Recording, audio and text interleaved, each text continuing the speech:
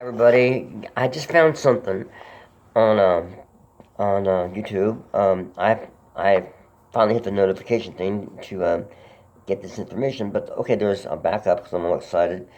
I found Lazy Lester on YouTube, and Lazy Lester was a harmonica player from Louisiana, the Bayou country, and one hell of a harmonica player. They greasy, beautiful.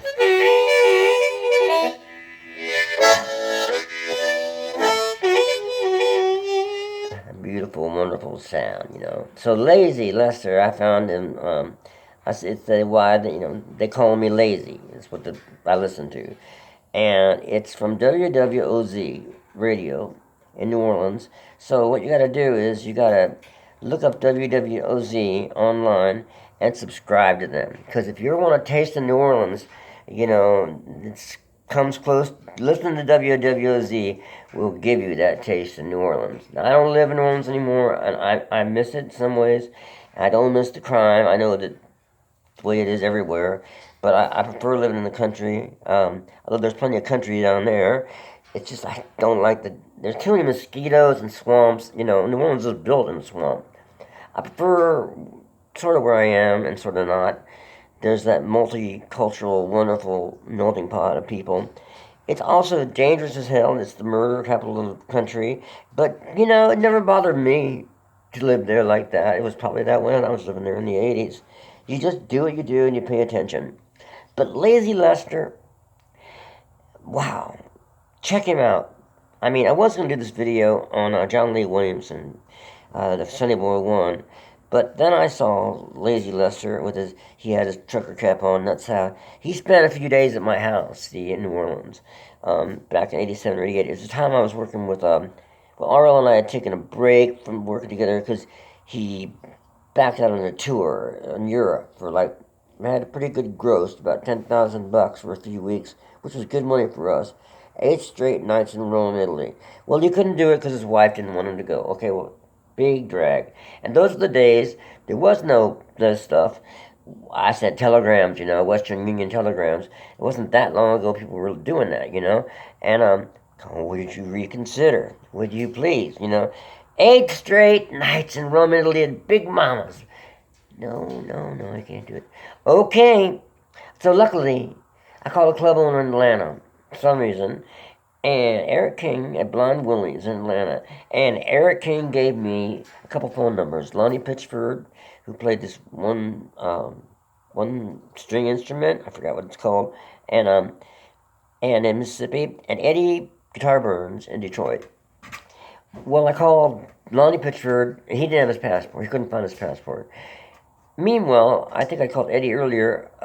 Eddie Burns called me back.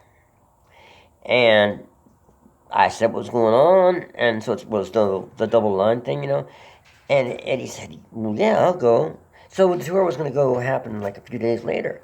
And this was in the spring of '87. And, well, I'll be damned if he didn't show up. And we went on this tour. And I got my 8 straight nights in Rome, Italy, after all. The only thing we didn't get a chance to do was some gigs in Holland because they wanted RL, because RL recorded there. But later on, I went back to work with RL for years, and after I worked with Eddie for about a year and a half. But anyway, meanwhile, during that time, Lazy Lester, his manager, Fred Reef, knew Eddie Burns, because Eddie and Lester were both living in Detroit, both from down south, Mississippi and Louisiana, but they moved there for the work, the auto work. So, anyway, Lazy Lester came down south for some gigs in, I guess, Louisiana and Texas around '87, must be '88. But he knew Eddie, and he said, oh, Eddie's a glory hound. But Fred Reef knew them both, and he said, oh, come on, Lester, he's not that bad. Yes, he is. Well, Eddie was kind of a glory hound. God rest his soul, rest in peace. He thought he was a living legend, and that's what he told me. And I had a lot of arguments with him, but it was okay. I loved Eddie. But then he backed out later on a cool gig we had in New York. But whatever, people do that. It was great fun playing with Eddie Burns. But most of the time, didn't like the arguing. But you argue with everybody you're on the road with sometimes. It's just... But Lazy Lester, getting back to him, he was only at my house for a few days. He was living... No, he wasn't living. He was sleeping on a big red chair I had from the 1930s. So he sleeping there, and we go out and hang out. He was a great harp player. I play harp with RL and Eddie Burns. Meanwhile, we don't play a note together on harmonica. I wish to hell I could say I learned from Lazy Lester this riff.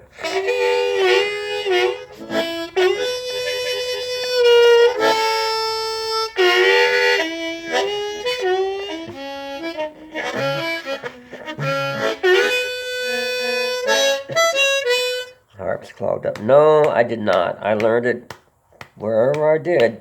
I cannot believe that to this day. I can't. It's got to be wrong. My mind's got to be going crazy. Did I not say, Lazy, can you show me a few things on harp? Maybe like how you get that beautiful because the Bayou Country. He was different than the Chicago blues people. He was different than the harmonica players in Mississippi. He had his breezy, like Greazzzy sound, Greazzzy sound. You could get that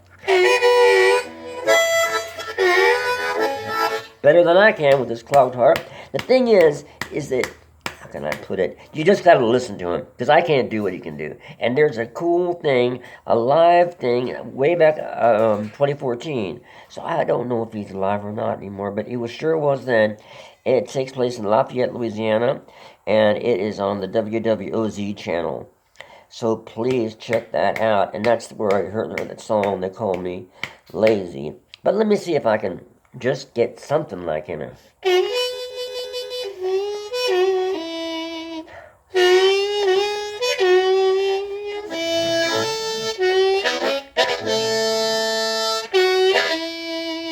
Actually, I'm trying to think of...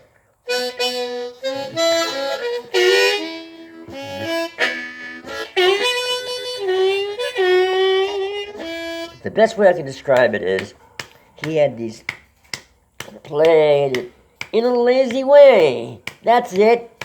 The hot sun, Louisiana sun. He wasn't like cold winter what you got in Chicago where you're busy because you want to stay warm. You got to move around a lot. This is Lazy Lester.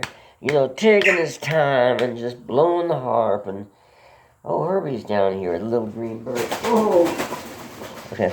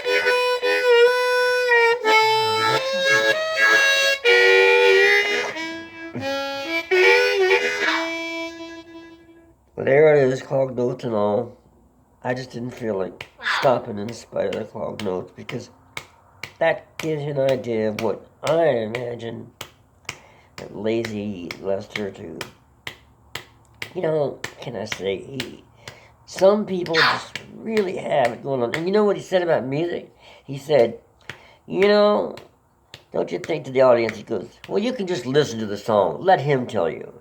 But basically, it's what I'll tell you, if it wasn't, I can just paraphrase it to say this, because I think we all agree with this. If it wasn't for music, this world would be even crazier than it is. It would be way upside down. There'd be a lot more cutthroat things going on. And thank God for the beautiful sound of music. And just think what Lester could do with this little old harmonica and this teeny little...